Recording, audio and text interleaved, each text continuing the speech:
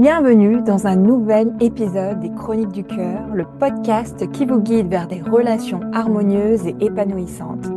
Je suis Sonia Wood, médiatrice et coach relationnel. Ici, je réponds à toutes vos questions et sans tabou pour vous permettre de construire des relations dans lesquelles vous vous sentirez pleinement comprise, respectée et valorisée. Alors, je suis vraiment contente de reprendre un épisode aujourd'hui. Malgré que au Texas, l'humidité avec la chaleur a bien fait exploser les moustiques.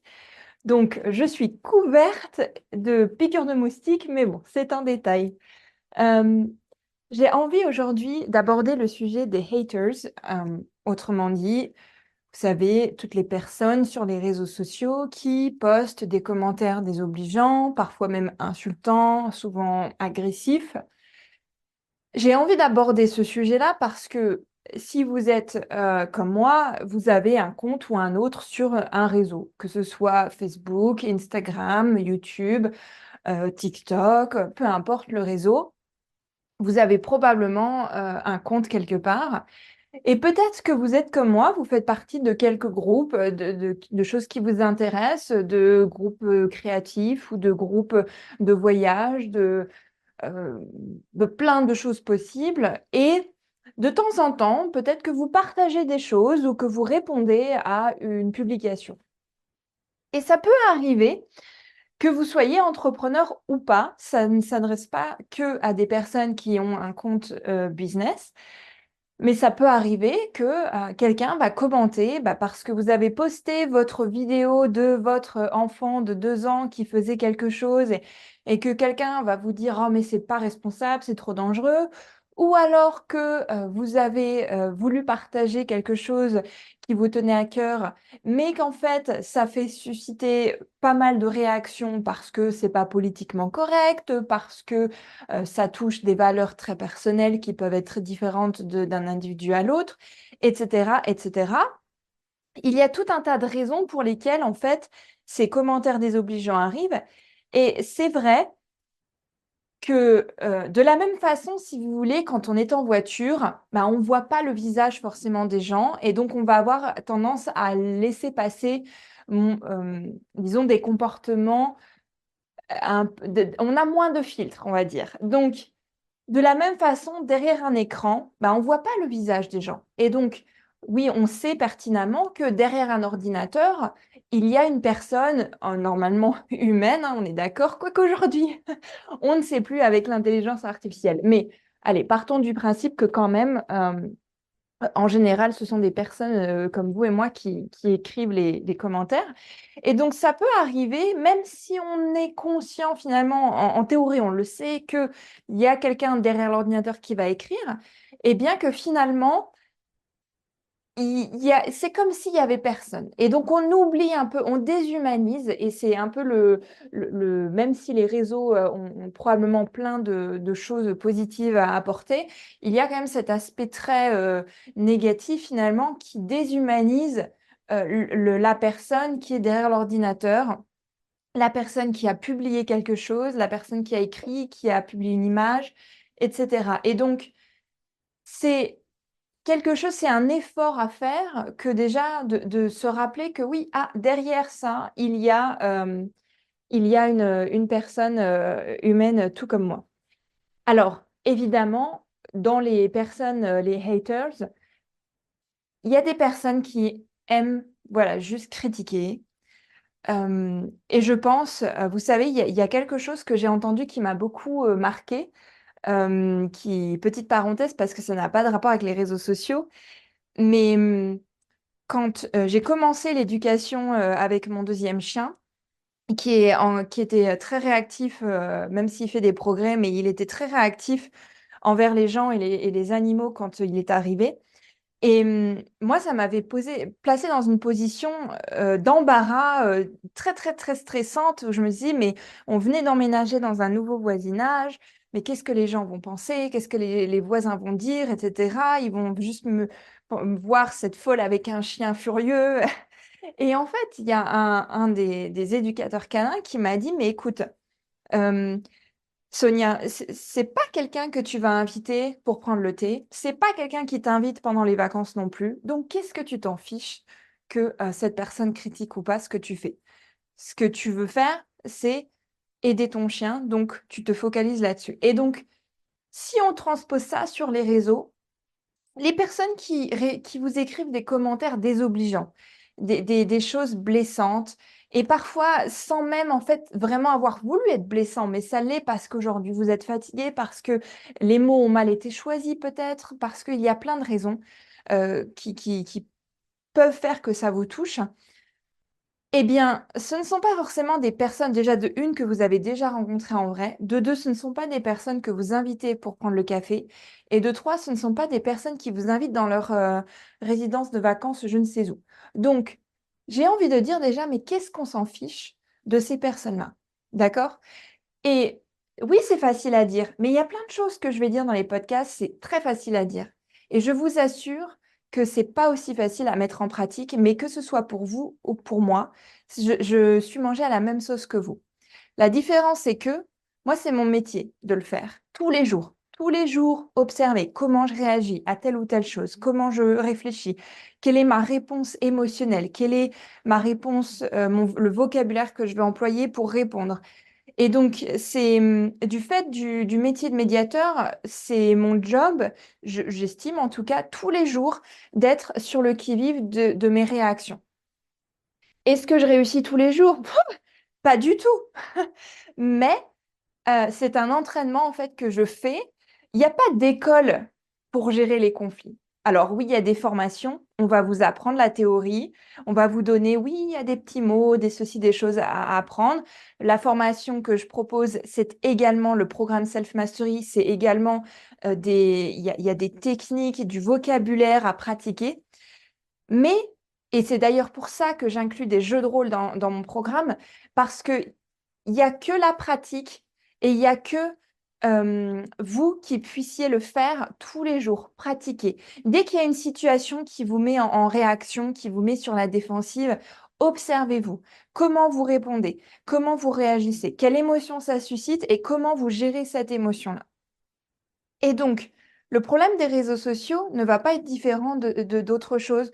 Ça va pas être différent de cet idiot qui vous fait une queue de poisson sur l'autoroute. Ça va être une situation stressante, quelque chose qui vous touche. Et comment vous répondez à ça? C'est vraiment en mettant de la conscience sur votre propre réaction que vous allez pouvoir améliorer ça. Donc, pour revenir aux réseaux sociaux, il y a une chose que je vais répéter, mais je vais le répéter, je pense, à chaque fois, c'est de ne pas prendre les choses personnellement. Pourquoi? Parce que, alors oui, on va commenter votre post, on va commenter votre publication, mais en fait, c'est pas du tout à propos de vous. La personne, elle ne voit pas plus loin que le bout de son nez.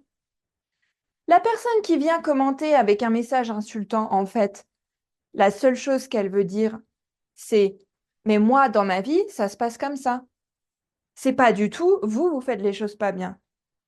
Parce que finalement, pour être plus clair, des fois, euh, pour prendre un sujet assez fréquent que je peux voir sur Instagram, on a des personnes qui sont dans le féminisme, qui sont dans le body positivisme, etc., qui publient des photos avec leur corps. Et on va avoir des gens qui vont commenter de façon tout à fait inappropriée peut-être, de façon tout à fait insultante probablement, mais qui vont commenter quelque chose par rapport à cette image, à cette photo. Mais en fait, la personne, ce qu'elle veut, ce qu'elle commente, qu'est-ce que ça veut dire derrière? Ah, vous devriez pas vous habiller comme ci, comme ça, c'est vulgaire, gna gna gna gna. En fait, alors oui, il y a un jugement de valeur, il y a un jugement clairement, mais la personne qui dit ça, qu'est-ce que ça veut dire derrière? Ça veut dire, mais moi, dans mon éducation et dans mes valeurs, je considère que c'est pas correct. Et à la rigueur, du coup, ça nous renvoie à ce que je vous disais tout à l'heure, mais est-ce que vous invitez cette personne à prendre le thé, à aller manger un gâteau? Mais non. Alors qu'est-ce qu'on s'en fiche? Donc, tout ça pour illustrer de ne pas prendre les choses personnellement. Ensuite, j'ai envie d'aborder un peu la stratégie quand on fait face à des réflexions comme ça, conflictuelles sur les réseaux. Et entre parenthèses, si jamais vous êtes à l'aise avec l'anglais, je vous recommande vivement les livres de Bill Eddy. Je vous mettrai le lien en description. Mais tous les livres de Bill Eddy, ils sont écrits en anglais parce que c'est un Américain, un thérapeute américain qui donne des cours à l'université et qui a beaucoup travaillé sur l'approche des personnes conflictuelles. Et donc, il a quelques livres comme ça, donc il parle justement dans un de ses livres des réseaux sociaux et de quoi faire quand on est attaqué, entre guillemets, sur les réseaux. Parenthèse close, donc j'ai envie de vous apporter un peu une stratégie pour justement faire face à ces commentaires désobligeants. Mais ça, je vous en parle juste après la pause. Est-ce que vous vous inquiétez constamment pour votre travail ou votre famille? Peut-être ressentez-vous du stress à cause de relations tendues ou d'incertitudes financières? Alors le petit manuel de survie pour les anxieuses est fait pour vous. Découvrez comment prendre du recul en identifiant vos déclencheurs de stress ou d'anxiété. Cultivez un état d'esprit constructif en reformulant vos pensées dans des situations stressantes ou anxiogènes et retrouvez un sentiment de calme et de contrôle dans votre vie quotidienne. L'anxiété n'est pas une fatalité, vous avez le pouvoir de vous en détacher. Alors téléchargez gratuitement votre petit manuel maintenant avec le lien en description et commencez à transformer votre vie dès aujourd'hui. Alors par rapport à notre question du jour, justement sur les haters sur les réseaux sociaux et comment gérer des commentaires qui sont complètement inappropriés, on peut mettre en place quand même une stratégie et je vous le dis tout de suite, ça va demander une certaine gestion émotionnelle que de mettre en place cette stratégie-là. La première chose et l'erreur la plus commune que je vois, mais tout le temps, tout le temps, tout le temps, de temps en temps, vous savez, je m'amuse un peu à regarder sur Facebook ou sur Instagram quand je vois qu'il y a une publication qui a suscité beaucoup de commentaires. Et je retrouve ça, par exemple, je suis des comptes sur la protection des animaux, notamment sur la pêche des ailerons de requin. Je suis aussi des comptes sur l'éducation canine. Et donc, quand certaines vidéos sont partagées d'attaques de chiens, etc., pour commenter en fait cette vidéo-là, bah, je lis les commentaires. Il y a vraiment plein ça grouille en fait de commentaires à s'inspirer, bah, du moins pour moi.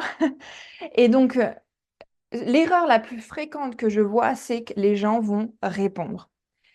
Il y a énormément de commentaires qui ne mériteraient mais même pas qu'on les lise. Tous les commentaires qui vont émettre des valeurs de jugement, qui vont émettre une critique dirigée contre la personne, contre le post, par exemple, s'il y a un post qui partage une idée de morale ou une idée éthique, et que ça, c'est directement attaqué, en fait, dans le commentaire, mais en fait, ça ne mériterait même pas que, on y réponde. J'adresserai le cas particulier des business après. C'est un cas un peu différent. Quand on a un business avec un compte de réseaux sociaux et qu'on a des clients ou des potentiels clients qui écrivent des choses qui feraient des... disons, seraient contre le service ou le produit. J'en parlerai après, l'approche est un peu différente. Mais quand on a un compte personnel, euh, il y a vraiment énormément de choses qui ne mériteraient pas qu'on y perde du temps. Je sais que c'est plus facile à dire qu'à faire parce que quand on est directement attaqué ou quand on se sent attaqué, on a envie de réagir, on a envie de répondre. Mais je vous assure que vous économiserez de l'énergie, du temps euh, et du temps à vraiment ne pas répondre à tous ces commentaires qui vont être désobligeants. Que voulez-vous répondre de toute façon? Vous n'allez pas convaincre la personne.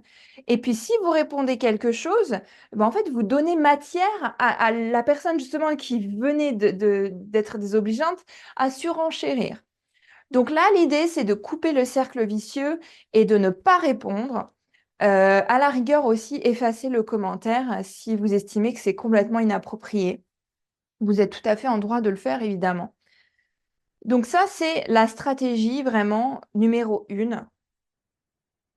Pas tout n'a à être répondu. Je vais le redire, mais pas tout ne mérite de réponse. Il y a plein de critiques, il y a plein de choses qui sont dites. Et sur les réseaux sociaux, si vous voulez, les réseaux sociaux, et je l'ai expérimenté aussi, ont ouvert cette possibilité à ce que tout à coup, on dit à des millions et des milliards de personnes, voilà, tu as le droit de donner ton avis sur ce que je viens de faire, sur ce que je viens de publier. Tu as le droit de donner ton avis sur ce que je pense. Alors du coup, bah, vu que tout le monde peut donner son avis, bah, tout le monde se permet de donner son avis. Mais alors dans tout le monde, il n'y a pas que des gens bienveillants. Donc ça, c'est la première chose. Pas tout ne mérite de réponse. Vraiment important à le comprendre et à l'appliquer au quotidien. J'ai envie d'aborder un peu le cas des business avant de finir. Le cas des business, euh, juste avant de passer à la suite, mais le cas des business, c'est un peu particulier dans la mesure où quand on a une entreprise, quelle que soit la taille de l'entreprise, si on a un commentaire qui vient, euh, un commentaire négatif contre le service ou le bien vendu, ça peut porter préjudice à l'image de marque. Et donc, puisque ça peut porter préjudice à l'image de marque, c'est important que dans le marketing, il y ait des personnes qui soient formées à répondre de façon diplomatique à ce genre de commentaires. Donc, si vous regardez, par exemple, des grandes entreprises, certaines entreprises de compagnies aériennes ou Nutella ou Ferrero ou ce genre de choses, vous regardez leur compte Facebook, par exemple, et de temps en temps, on va avoir des personnes, alors je prends l'exemple de Nutella, par exemple, mais de temps en temps, on a des personnes sur le compte Facebook de cette marque qui, qui va commencer à critiquer et dévaloriser le produit parce que c'est pas éthique, parce qu'il y a de l'huile de palme, parce que ceci, parce que cela. Et donc, si vous regardez, les entreprises adoptent différentes stratégies. Soit, une des stratégies possibles, c'est de rediriger la personne sur le compte, sur le site internet vers les réclamations clients, tout simplement pour en fait enlever ne pas avoir davantage de commentaires négatifs sur le compte social, sur le réseau social. Et donc, voilà, on redirige pour avoir ce genre de commentaires dans un endroit bien localisé.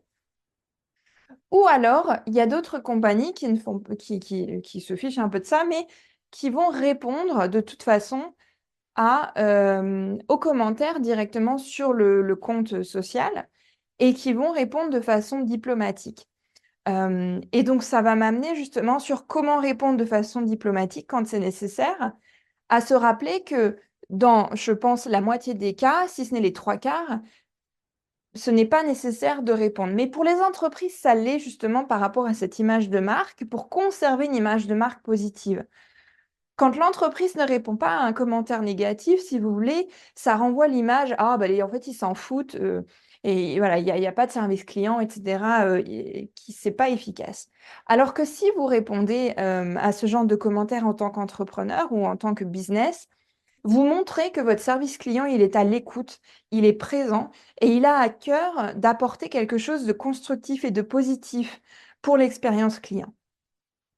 Donc, personnellement, je dirais toujours aux entreprises, oui, répondez à ce genre de commentaires, ne laissez pas passer parce que c'est l'image de marque publique qui est en jeu.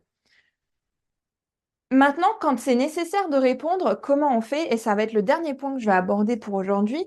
Quand c'est nécessaire, et je le répète, dans les trois quarts du temps, ce n'est pas nécessaire de répondre. Mais quand ça l'est, et pour les entreprises évidemment, L'approche la plus idéale, alors en quelques minutes, je ne peux pas vous faire un cours de 1 heure, mais l'approche idéale, ça va toujours être déjà d'apporter une compréhension, une phrase de compréhension à la personne qui va se plaindre, qui va critiquer. Ne serait-ce que je comprends votre point de vue, je m'en excuse, ou je comprends votre frustration, je comprends votre colère. Et ensuite, quand on est une entreprise, s'il y a eu une expérience client négative, c'est toujours bien d'arriver à des excuses publiques du style: «Nous sommes navrés que votre expérience n'ait pas été positive. Nous sommes navrés que vous ayez une mauvaise expérience», par exemple, ça peut être des idées. Et ensuite, l'entreprise doit apporter une solution directement. Et toujours, c'est toujours vraiment idéal quand vous avez une, alors, en fait, un contact direct. En fait, ne redirigez pas les gens vers le service client, le numéro bateau 88888, je sais pas quoi, où il y a 36 choses à appuyer, choix 1, choix 2. Non, vraiment, quand il y a des conflits comme ça qui prennent une certaine ampleur sur les réseaux, redirigez vers le client vers un numéro direct euh, pour vraiment c'est jamais, disons que vous avez un client frustré d'une expérience négative. Si vous redirigez la personne vers un numéro où il faut encore attendre, qu'il y a encore ceci, il y a encore cela, et que voilà, c'est pas du tout l'idéal pour se régler ce genre de problème. Donc, quand vous le pouvez, donnez directement un contact, une adresse email ou un numéro direct à la personne et occupez-vous de cette personne-là. Si vous n'êtes pas un entrepreneur, un business et que vous avez sur votre compte personnel des choses, des critiques comme ça, en fait, il y a très peu de chances que que vous soyez dans une situation où il faut absolument répondre. Donc, si jamais vraiment vous l'êtes, dans les petits pourcentages de chances que vous deviez répondre, ça va être la même chose, à la différence que vous voulez, en général, rompre le contact, ne pas favoriser la discussion. Et donc, de juste s'arrêter à la phrase de compréhension, je comprends que vous ressentiez ça, je comprends votre point de vue. Voilà, il y a divergence de valeurs, divergence d'opinion, on s'arrête là et c'est fini.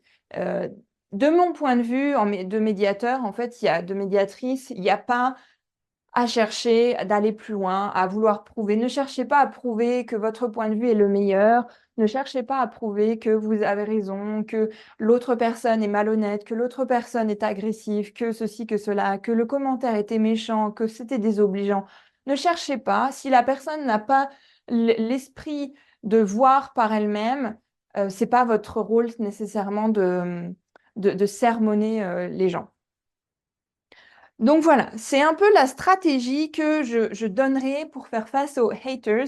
Et encore une fois, je le répète, l'erreur principale que je vois, c'est que les gens répondent à ce genre de commentaires. Et je me dis toujours, mais non, mais c'était pas nécessaire, en fait. Laissez couler, vraiment. Il y a plein de commentaires qui ne méritent pas du tout de réponse. Comme j'ai dit, les réseaux sociaux, c'est la piscine à donner son avis. Tout le monde, parce qu'il y a cette liberté-là, parce que ça invite les gens à commenter et donc ça invite les gens à donner leur avis, vous aurez l'avis des gens. Mais pas tout ne mérite d'y répondre. Voilà pour le cas des réseaux sociaux et j'espère vraiment du fond du cœur que vous soyez un business ou pas, un entrepreneur ou pas, que vous ayez un compte perso ou un compte pro, que ça vous aura un peu aidé, donné une ligne directrice pour approcher ce genre de situation un peu délicate. Et si vous avez d'autres questions, évidemment, je suis disponible et vous pouvez me contacter directement. Merci d'avoir été avec moi pour cet épisode et j'espère qu'il vous aura plu. Si vous pensez que ça peut aider quelqu'un que vous connaissez, n'hésitez surtout pas à le partager. Vous pouvez également me poser toutes vos questions avec le lien en description et je me ferai un plaisir d'y répondre dans un futur épisode. D'ici là, je vous dis à très bientôt. Prenez soin de vous. Bye bye.